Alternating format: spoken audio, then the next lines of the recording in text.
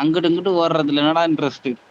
யாரும் ஒரு சொட்டு ரத்தத்தை வெளியே எடுத்தாதான்டா ஆஹா ஒரு சொட்டு ரத்தத்தை எடுத்துட்டான் அப்படின்னு சந்தோஷம் இருக்கும். வரான் பாரு அரா நீ பாட்டா பிளேயரு கேம்பர் அடத்தி போய் அஸ்லாமா வேற போயாடி. அரே ப்ரோ அஸ்லாம் வலைக்கும் பாய் பாய். அங்க பறக்கிறேன்.